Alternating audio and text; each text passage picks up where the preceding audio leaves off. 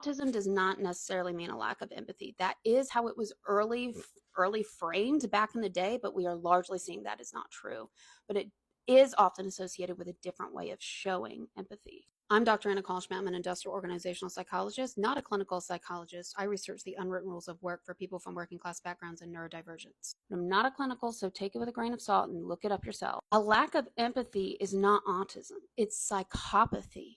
Autism has always been disproportionately diagnosed in white men and conflated with them. As we have learned more about this, we have expanded the criteria and started to realize that it pops up also in women and people of color, but that it pops up differently because there are different cultural expectations for women and people of color. Somebody with autism may have less cognitive empathy, meaning they may not understand what you are going through, but they may show it differently. Like they may ask more questions, like, tell me what that's like. It doesn't mean they lack affective empathy, which is still the ability to feel for someone else. They just may not show it. They may not show it on their face, which they might keep more still than usual. And they may ask more pointed questions instead of trying to touch you or hug you, for example.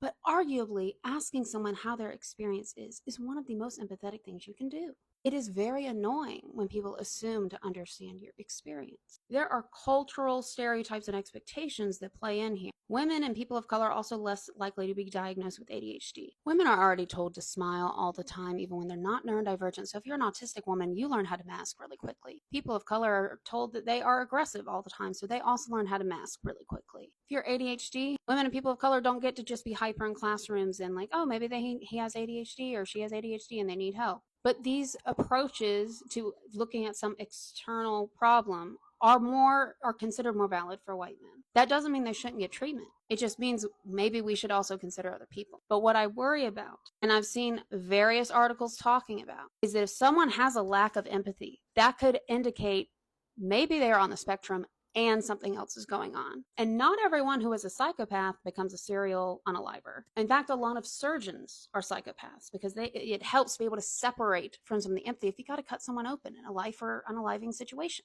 But the refusal to try to empathize with somebody else, just to write it off as, well, I can't do that, I'm autistic, is not accurate. There might be something else going on there.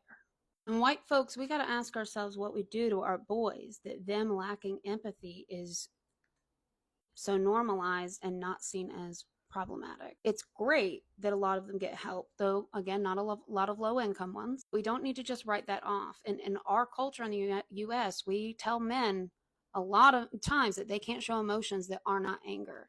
And then we wonder why they have the most high violent crime statistics and why most mass shooters are them, especially the white ones. And I'm coming at this from the angle of someone with 5 white brothers and a white father who I love. It is not a service to our boys or anybody else to normalize this.